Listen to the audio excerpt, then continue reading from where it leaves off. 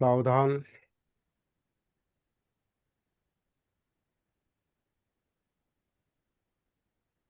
गाथा क्रमांक 9 आणि 10. धम्मठ्ठ वग्गू आणि क्रमशः 264 आणि 265वी गाथा धम्मपदातली.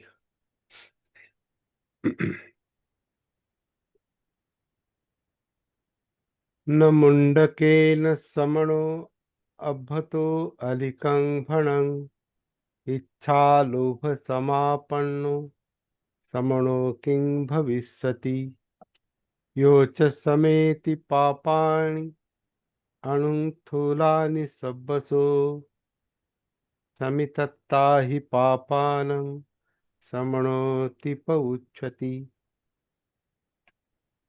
जो अब्बतो म्हणजे अ, व्रतहीन आहे, म्हणजे नियमांचं पालन करत नाही, शिलांचं पालन करत नाही, जो व्रतहीन आहे, खोटं बोलणार आहे आणि नुसतं डोक्याचं मुंडन केलेलं आहे, त्यामुळे तो श्रमण होत नाही, तेवढ्यानं तो श्रमण होत नाही. याची इच्छा आणि लोभ यांनी तो ग्रस्त झालेला आहे, तो कसा बरे श्रमण होईल असे प्रश्नार्थक प्रश्नार्थक गाथा आहे. तो कसा श्रमण होईल?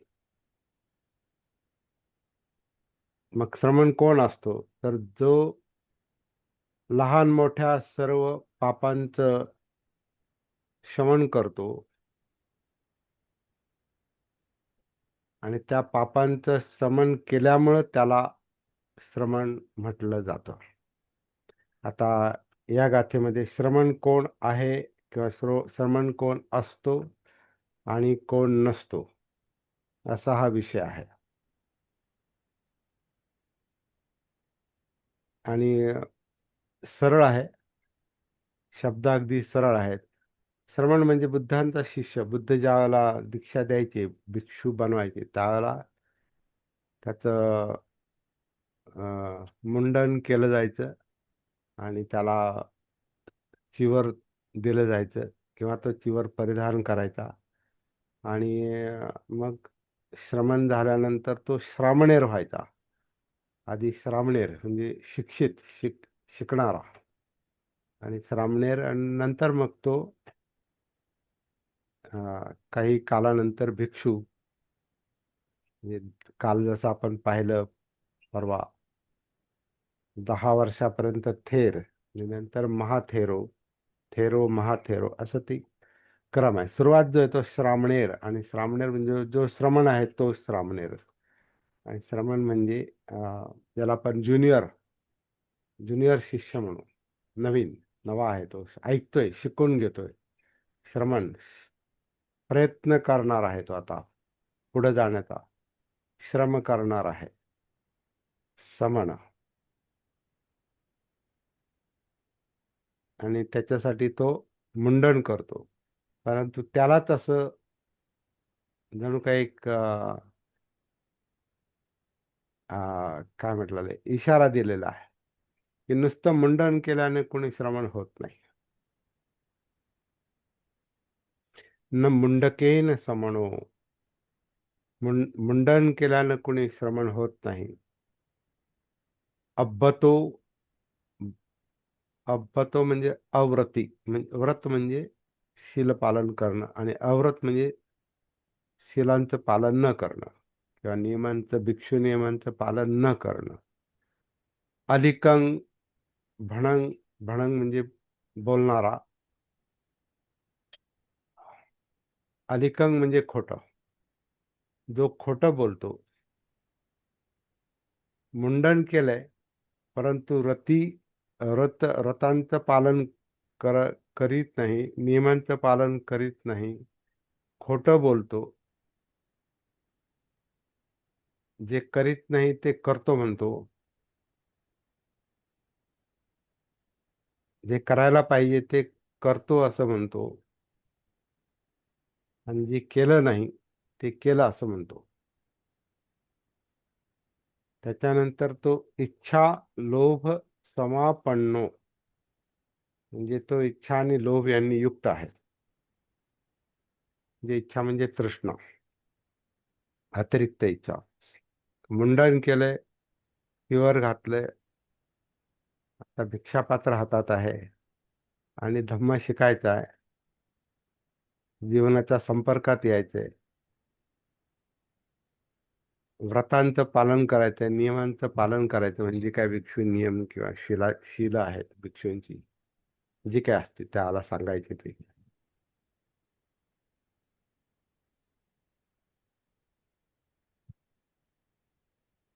ते तो करत नाही, परंतु वेगवेगळ्या इच्छा धरून आहे, अनेक इच्छा धरून आहे. म्हणजे भिक्षू पण लोभी असू शकतो, अनेक इच्छा त्याला असू शकतात. तर अं, त्या परिस्थितीचा विचार जर केला, म्हणजे जो भिक्षू बनलेला आहे त्यानं मुंडन केलंय, चिवर धारण केलंय, परंतु खरं काम कायेमध्ये आहे,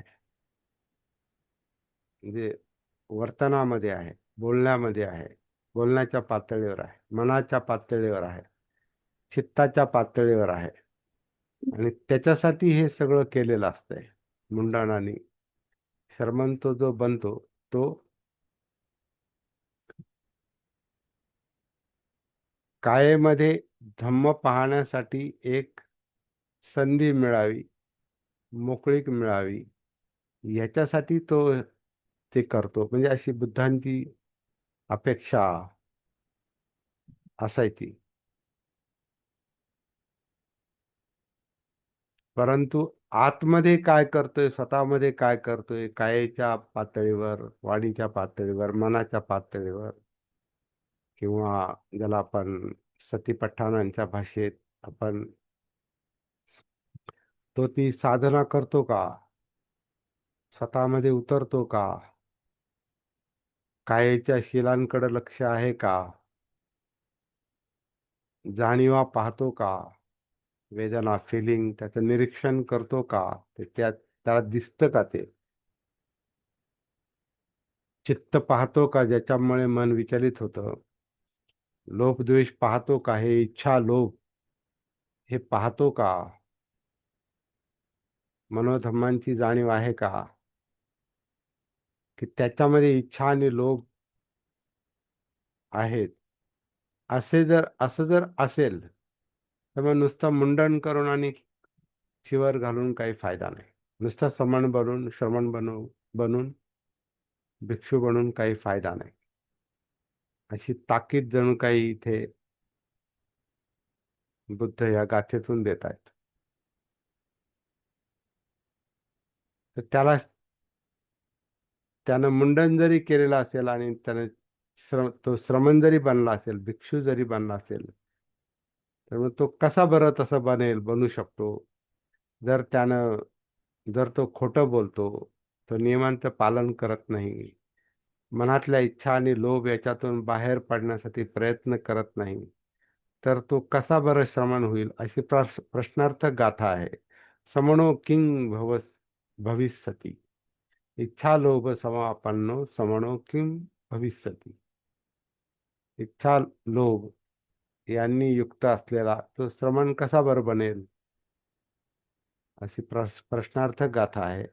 आणि पुढं म्हटलेलं आहे, अर्थात त्याची दुसरी बाजू, योच समेती पापाणी. समेती म्हणजे शमन करणे, पाप कर्म किंवा पापाच्या इच्छा. म्हणजे आता इच्छा लोभ म्हणजे हे पापाला जन्म देणाऱ्या गोष्टी आहेत ह्या.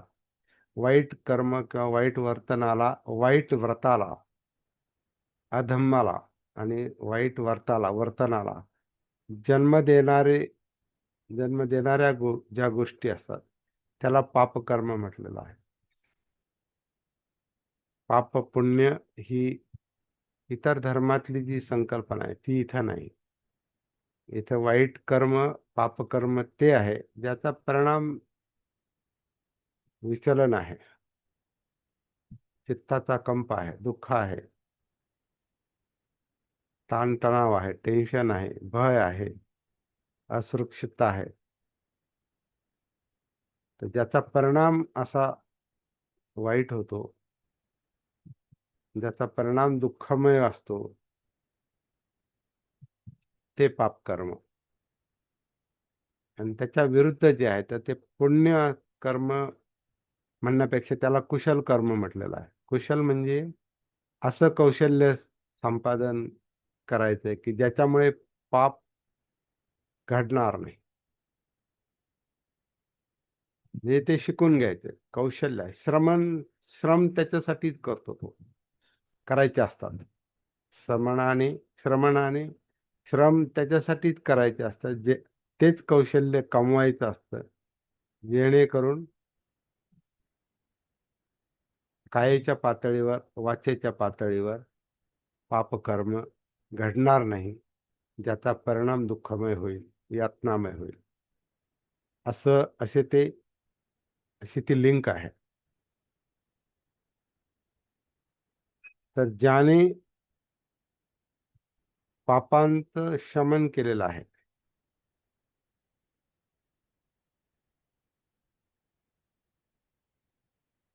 पाप ही मानसिक पातळीवर असतं.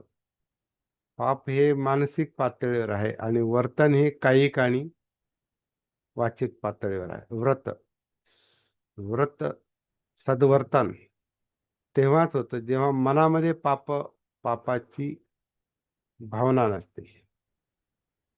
म्हणजे चित्त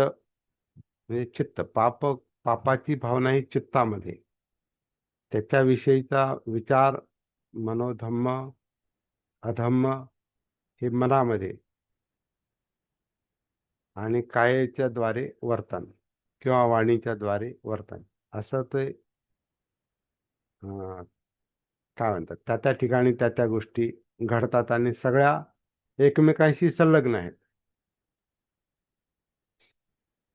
ज्याने चित्ताच्या पातळीवरची पाप कर्म चित्ताच्या पातळीवरच पाप, वाईट भावना, वाईट इच्छा आणि लोभ, द्वेष या ही शांत केलेली आहे. समेती योच समेती पापन, ज्याने पाप भावना चित्त शांत केलेलं आहे.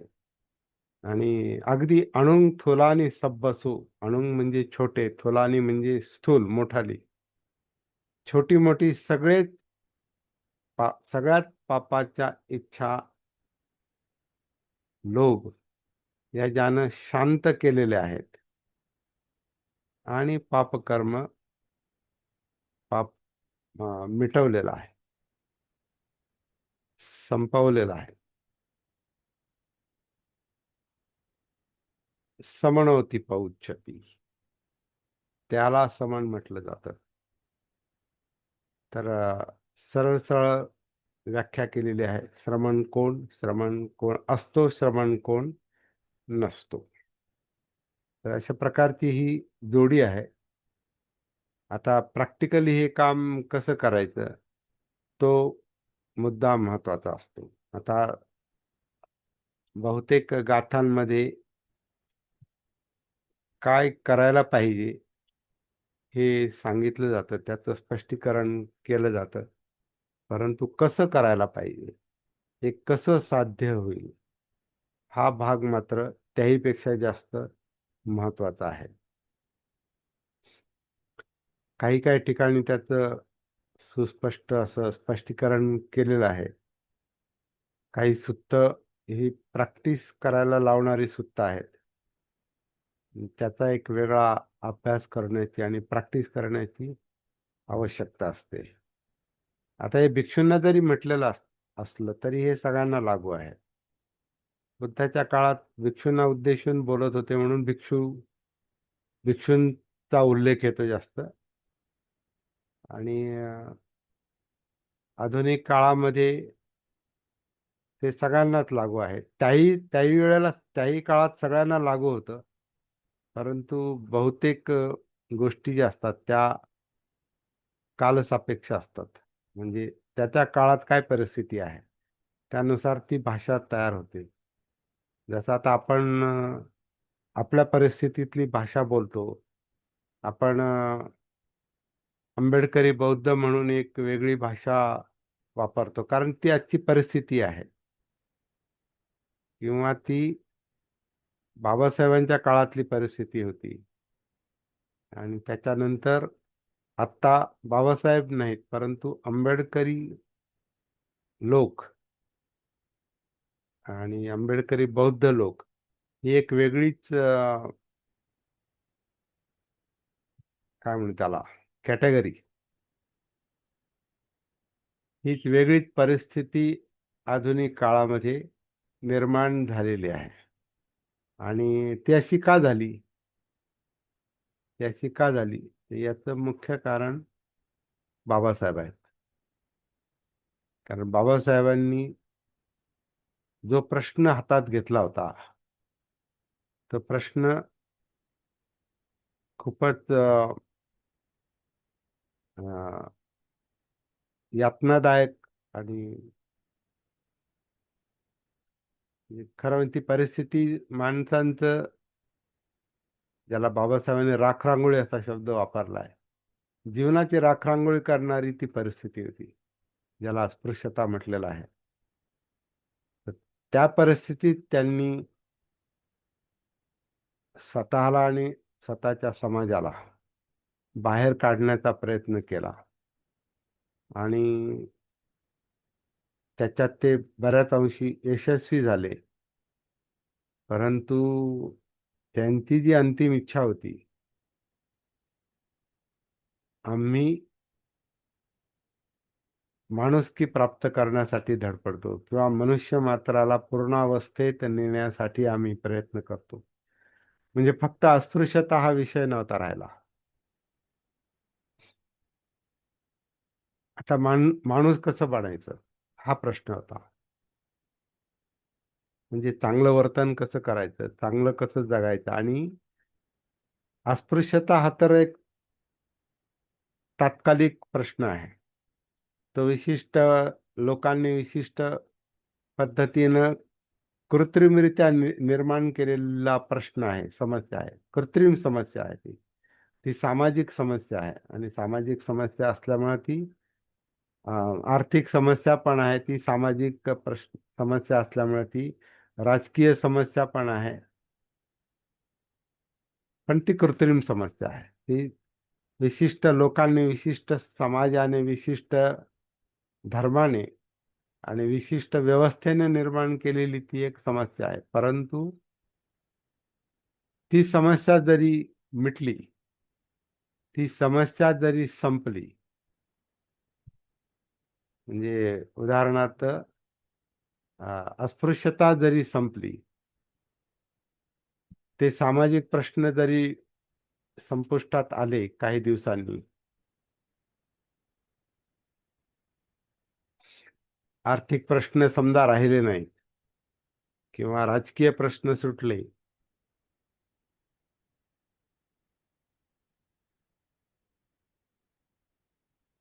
माणुसकीचा प्रश्न तसाच राहतो. उलट हा माणुसकीचा प्रश्न, माणूस बनण्याचा प्रश्न जर सुटला नाही, म्हणजे माणसं जर या, जसे एक गाथेत सांगितलेलं आहे, पापकर्मामध्ये अडकलेली असतील, लोभात, द्वेषात, नकारात्मक संघर्षामध्ये, एकमेकांचं वाईट करण्यामध्ये, स्पर्धेमध्ये, ईर्षेमध्ये, मत्सरामध्ये, तृष्णेमध्ये, एकमेकांना खाली खेचण्यामध्ये, परावलंबी,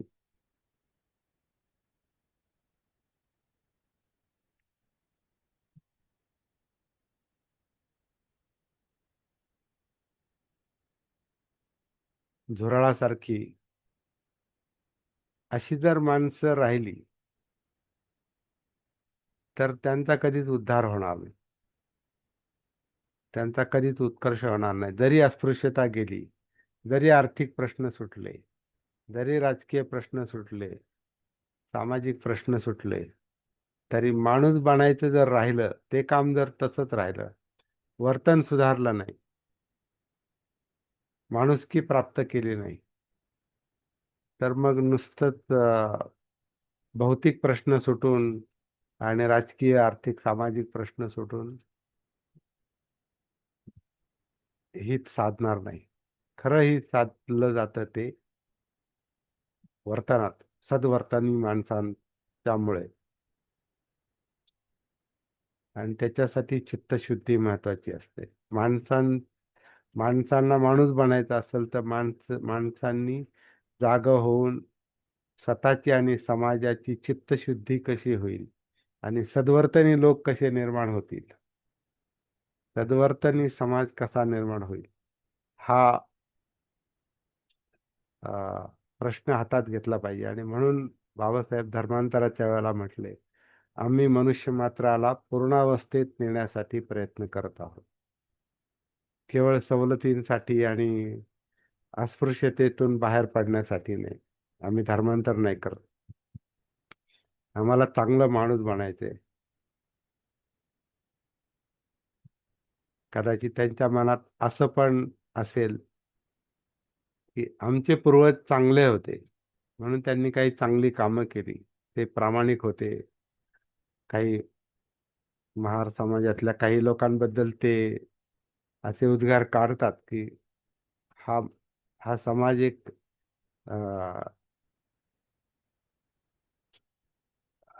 जागृत समाज होता पूर्वी, जो बुद्धांच्या काळामध्ये. त्यांचा तो अनुयायी होता, तो जागृत होता, तो सद्वर्तनी होता. आणि तो सद्वर्तनी होता म्हणून वाईट वर्तन करणाऱ्यांना ते खपलं नाही, त्यांना ते आवडलं नाही. म्हणून यांच्यावर जाचक बंधनं लादून यांना अस्पृश्य बनवलेलं आहे, यांच्या वेगळ्या वस्त्या निर्माण केलेल्या आहेत. असा एक निष्कर्ष अस्पृश्यांबद्दल प्रबंध त्यांनी लिहिला. त्याच्यात बाबासाहेबांनी हे म्हटलेलं आहे की मूळचे कोण, ते बौद्ध लोक आहेत. आणि कदाचित बाबासाहेबांच्या मनात तेच असणार आहे की ही माणसं परत त्या मार्गावर गेली पाहिजेत, म्हणजे माणूस बनली पाहिजेत. आता अस्पृश्यतेचा प्रश्न सुटेल, आर्थिक प्रश्न सुटतील, सामाजिक प्रश्न सुटतील, सत्ता हातात येऊ पण शकते. पण माणूस जर बनला नाही तर त्या सत्तेचा परत दुरुपयोग पण होऊ शकतो. आर्थिक प्रश्न सुटले, पैसा हातात आला आणि सद्वर्तनाची सवय नसेल तर त्याच्यातून वाईट कर्म घडतील, माणसं परत दुर्वर्तनी होतील. तर हा दूरगामी विचार बाबासाहेबांच्या मनात होता आणि म्हणून त्यांना बुद्ध धम्म पाहिजे होता. आपला मुद्दा असा होता की ही आपली आधुनिक भाषा आहे. बुद्धाच्या काळातली भाषा ही श्रमणाची, भिक्षूंची होती. आधुनिक भाषा जी आहे ही आजच्या परिस्थितीला धरून आहे. आणि म्हणून अं, तीच भाषा आपल्याला उपयोगाची आहे. म्हणून बाबासाहेबांची भाषा आपल्याला उपयोगाची आहे. ती कालसापेक्ष भाषा आहे. म्हणून आंबेडकरी बौद्ध समाज हा एक वेगळा मुद्दा आहे आणि त्यांची भाषा वेगळी असणार आहे. स्वतःला वेगळं काढण्यासाठी नाही. इथली परिस्थितीच अशी आहे की इथं स्वतंत्र काम करणं शक्य आहे. म्हणून बाबासाहेबांना आपल्या समाजासाठीच काम करण्याची आवश्यकता वाटली आणि ज्याने त्याने आपापल्या जातीचा उद्धार केला पाहिजे असे संकेत त्यांनी दिलेले आहेत. म्हणून 36शी फक्त महारांची परिषद का, धर्मांतर का, किंवा 56ला पण धर्मांतर केलं तर जास्त करून त्यांच्या समाजातले लोक या प्रवाहामध्ये आले, बाकीचे खूप कमी आले. त्यातही सामान्य लोक जास्त आले, पुढारी कमी आले, ज्यांना राजकारण पाहिजे होतं, ज्यांना बाबासाहेबांचा मुद्दा लक्षात आला नाही, माणूस बनण्याचा, माणुसकी प्राप्त करण्याचा. त्यांनी बाबासाहेबांच्या या कामात हातभार नाही लावला. परंतु तरी काही बिघडलं नाही. बाबासाहेब म्हटले की हे काम काही ठराविक लोकच पुढे नेतील. हे पुढाऱ्यांचं काम आहे असं नाही. हे जागृत लोकांचं काम आहे. आणि हे काम करायला त्यांच्या भाषेत 5 लोक जरी चांगले तयार झाले, पाचच लोक मिळाले तरी पुरे झाले. याचा अर्थ असा आहे की या 5 शक्ती आहेत आणि या जागृत शक्ती आहेत. आता या बाबासाहेबांसारखं नाही बनणार, ते फार कठीण काम आहे. किंवा बुद्धांसारखे नाही बनणार, पण किमान काही काही भाग जरी त्यांच्यामध्ये आला, उतरला, प्रॅक्टिस करून, साधना करून, तरी फार मोठं काम होणार आहे. असे संकेत जणू काही बाबासाहेबांनी दिलेले आहे. तर आपल्याला आपल्या पद्धतीने या गाथांचा अर्थ काढावा लागेल. जसं बाबासाहेबांनी म्हटलं ना की नवीन वाट मिळाली. नवीन वाट मिळाली म्हणजे नवीन शब्द, नवीन अर्थ, कारण नवीन परिस्थिती. बुद्ध धम्म हा अकालिको आहे. म्हणजे तो काळात बांधलेला नाही, परंतु कालसापेक्ष प्रचाराची पद्धती निर्माण होते. काळाला धरून, वेळेला धरून, परिस्थितीला धरून प्रचार यंत्रणा वेगळी उभी राहू शकते. तत्व तेच राहतं. कारण तेच दुःख आहे, तेच दुःखाचं कारण आहे, तेच निवारण आहे, तोच मार्ग आहे. तीच माणसं आहेत, तेच चित्त आहे, तेच मन आहे, त्याच जाणीव आहेत. तेच डोळे, कान, नाक, जीभ, त्वचा, काया आहे, तोच श्वास आहे.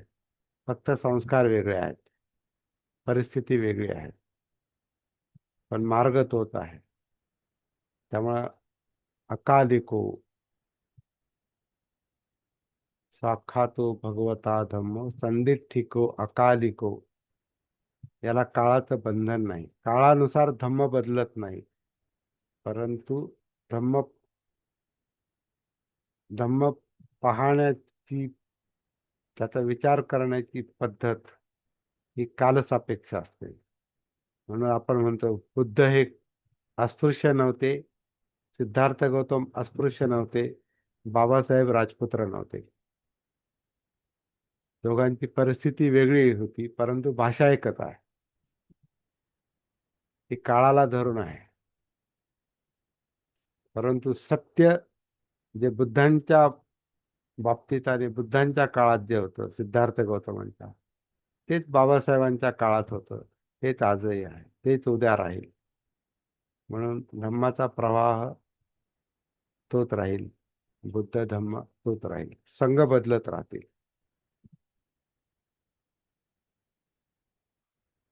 असा या गाथेचा अर्थ निघतो.